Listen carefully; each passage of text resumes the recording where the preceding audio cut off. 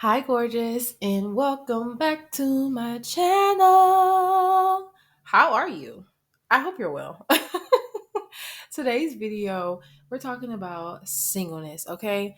I know it's all the rave. People are sad. You're about to be 30, you're 45, you don't have a partner. Oh my goodness, life is over. But it's not over, okay? So that's what I'm here to tell you is first of all, singleness is not a curse. I just need you to know that. I'm a facts and figures kind of gal. So I Googled in the marriage rate in the US in the 1970s.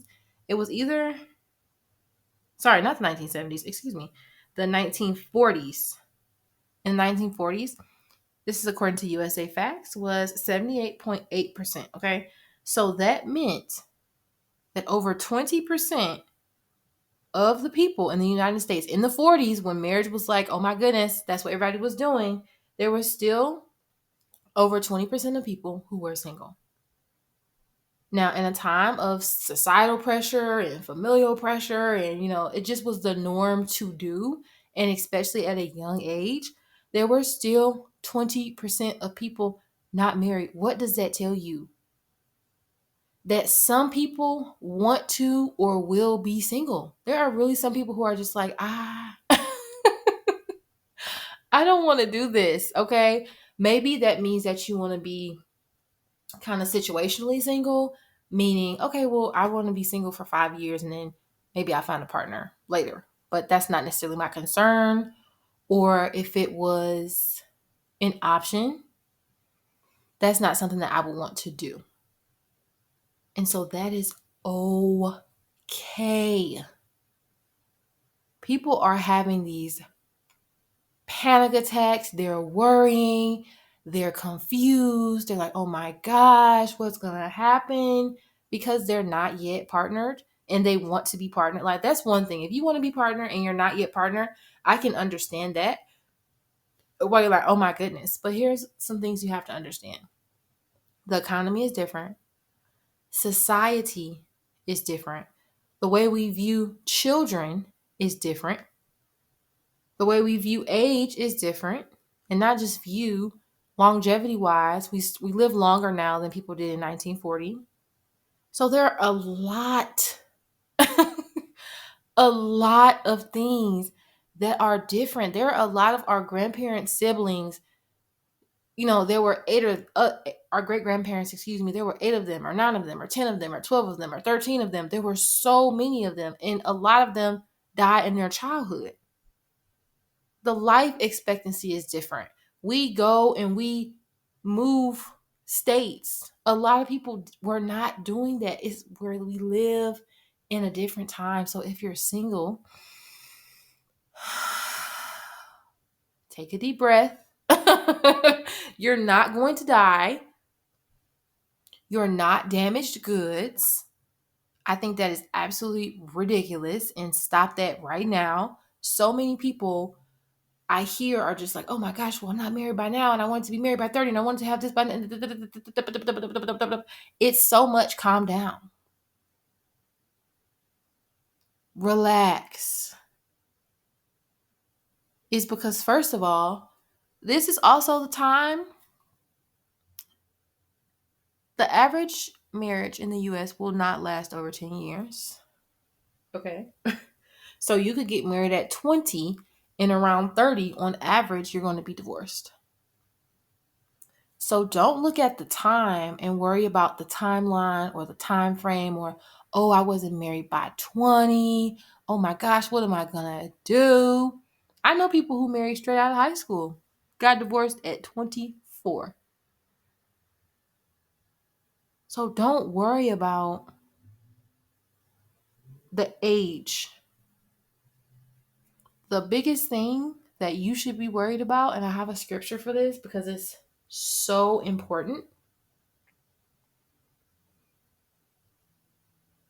is this is First Corinthians 7:7. It says, but I wish everyone were single, just as I am. Yet each person has a special gift. Each? Only the married people? No. Only the men? No.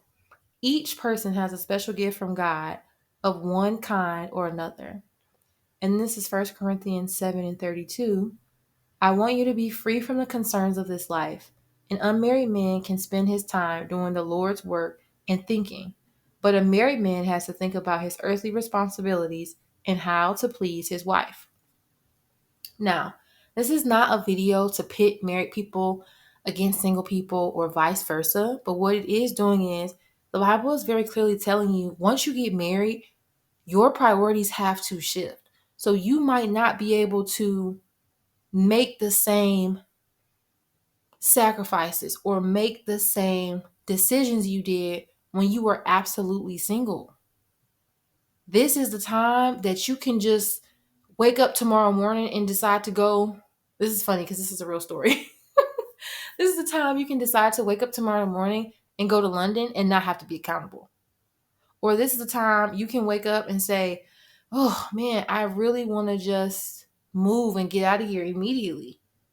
But if you have kids, right, they might be in school, they might have dance, they might have ballet, they might have karate, whatever, football, whatever. And you have to think about, oh man, my kids have to make new friends. And oh man, the lady who babysits my kids, she's here. And it's hard to find a reliable babysitter. And so many different things that you get to do.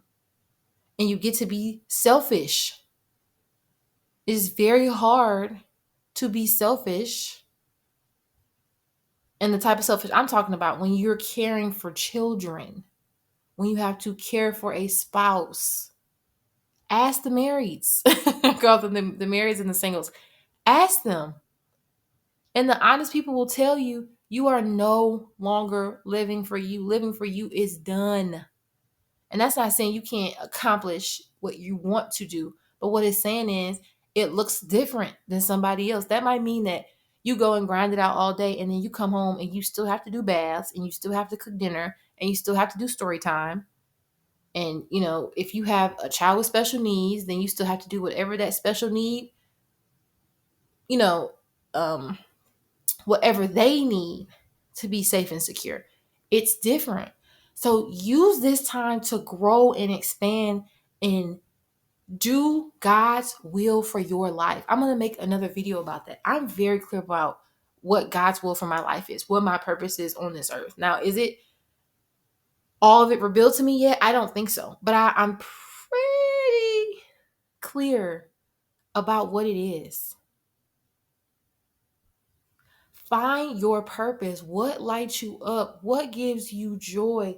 What do you really want to be selfish about? Like, this is the time where I spent $5,000 on a toy car, but I could because I was single. Whatever it is that you want to do that. Explore, meet new friends, do adventurous things. A lot of the parents I know, they won't do adventurous things because they're thinking about their children. They're like, oh my God, what happens if I die? What happens if it doesn't turn out the way I thought it would? What? Oh my God, my kids, I can't do stuff like that.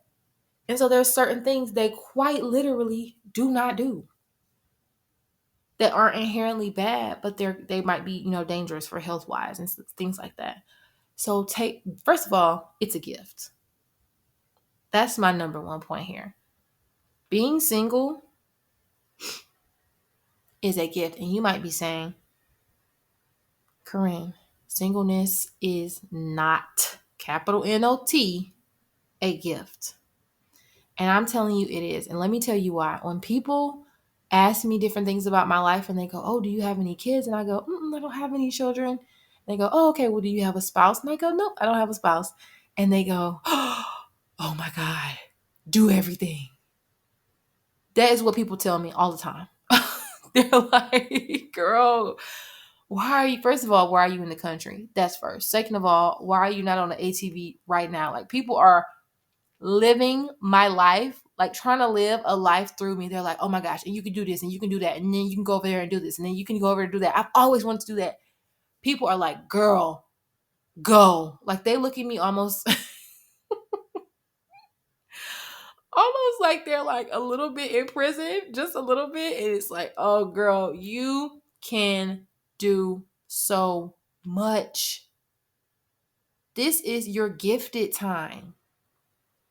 It's a gift to be able to sit in peace with yourself. It's a gift to be able to choose, right, what kind of food you're going to be eating and not having to worry about what that other person wants or, dietary restrictions of another person, and just relax. It's a gift to not have to worry about other people's concerns momentarily, right? That doesn't mean that you're not in community and you don't care about people, but it's just a gift to be able to be like, I don't feel like it tonight. I don't feel like it tonight. If you decide not to go out to the movies, no harm, no foul.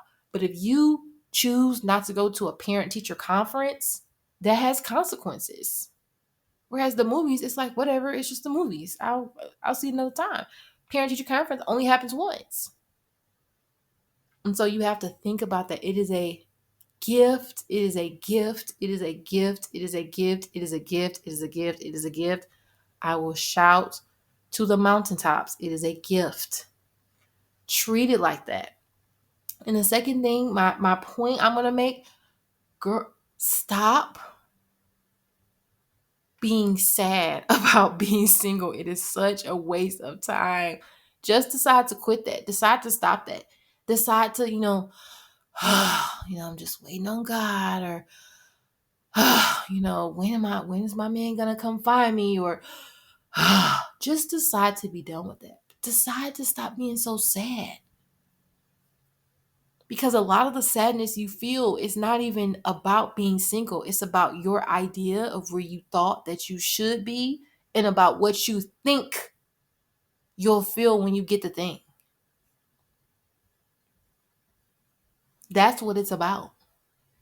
And there are a lot of people who, if they could go back, they would have remained single. They wouldn't have got married. They wouldn't have gotten that relationship. They wouldn't have had that friends with benefits, whatever. They would have stayed single in hindsight. So don't stress over something that is quite literally a gift. And the third thing is, a lot of people are not critical thinkers, okay?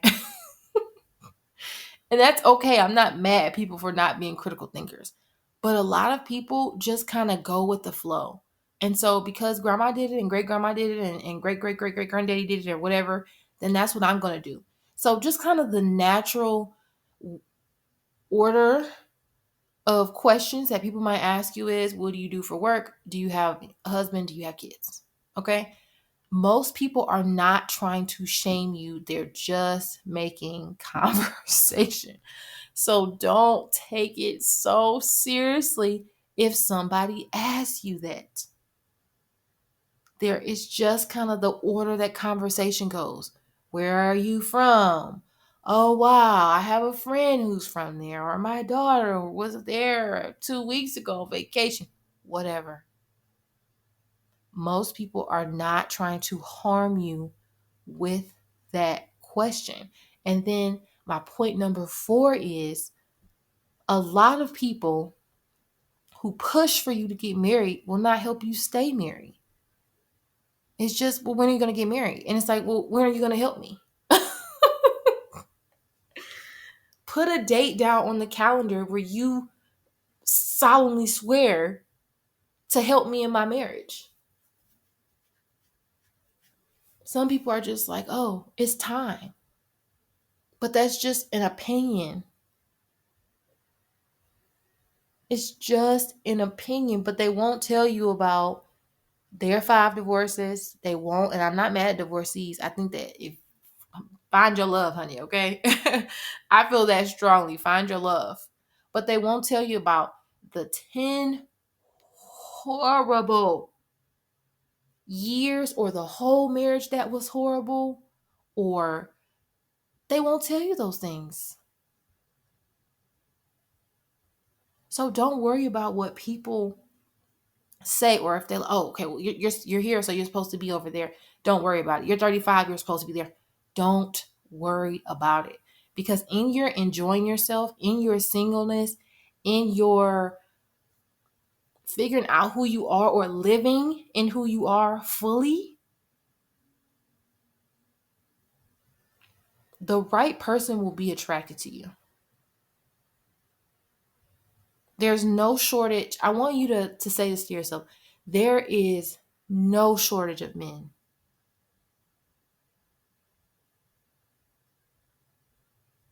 There are men in every color, height, flavor, ethnicity, color, weight, state, that rhymes, city, country, that is attracted to me and that is willing to be committed to me, because that is the truth. I'm not single because nobody ever wanted to commit to me. Quite the opposite, actually.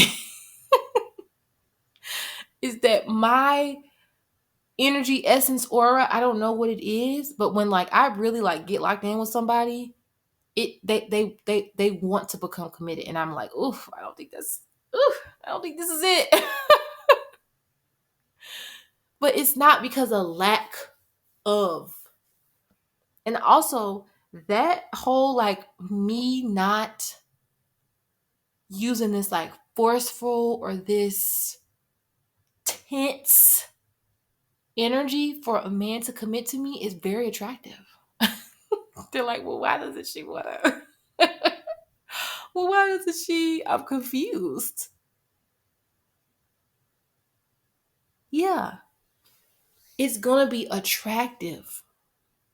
I've had men approach me and be like, hey, I know I saw how you did that one guy.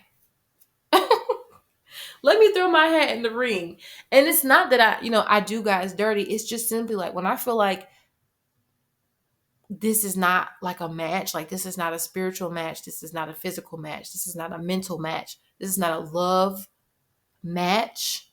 This would not make a good union. It'll make an okay union, but I'm looking for like a great, amazing, spectacular, incredible.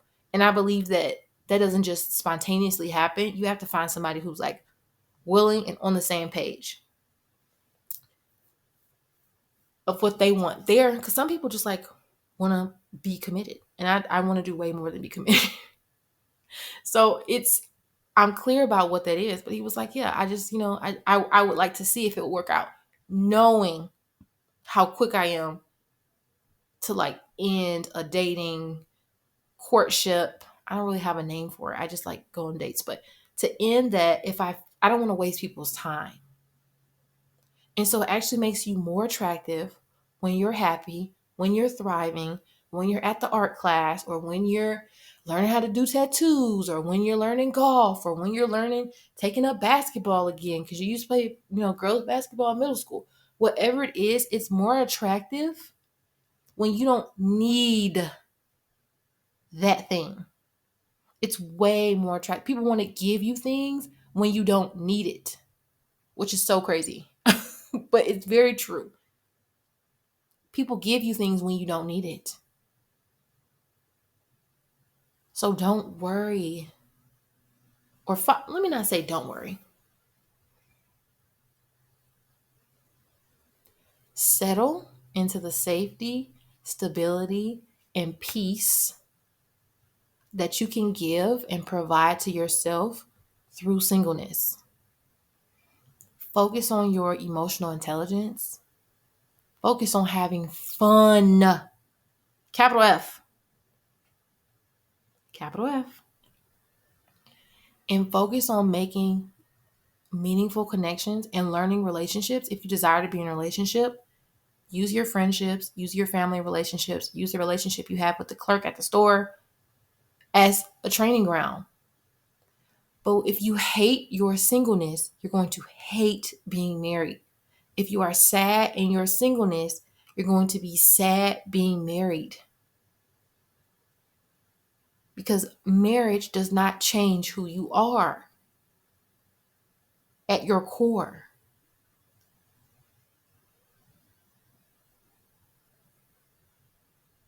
There's no magic pill that's just you're going to wake up and abracadabra.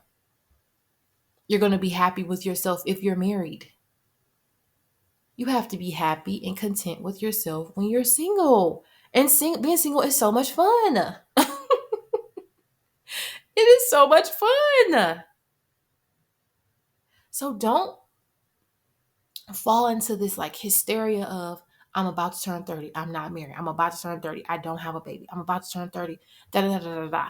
Because there are people who have these things who would gladly give them back because that's how not great it's going over there. And if it has not happened for you, there's a reason why. Maybe this is your time to figure out if you even want to have kids. Maybe you just thought the package was marriage and kids and that's what it was supposed to be. Maybe you want to figure out how many kids you want to have. Maybe it's your time to get closer to God so then the man who's for you can see you because you're closer to God. Because you like just positions yourself to be close to God. He like, ooh, I'm attracted to a woman who's close to God. Don't settle in safety and settle in the peace of singleness. And my prayer for you, girl, is that you stop worrying all the time about being single and unpartnered. And I feel like unpartnered is the wrong word because we have so many different partnerships in life. But that's not a cause for panic or concern. Enjoy it. Have fun. And have the most possible fun you can have. Like, fun yourself out. Have so much fun, you don't know what to do. You're like, oh my gosh, I already did that and that and that and that and that and that and that, and then go do something else and have fun.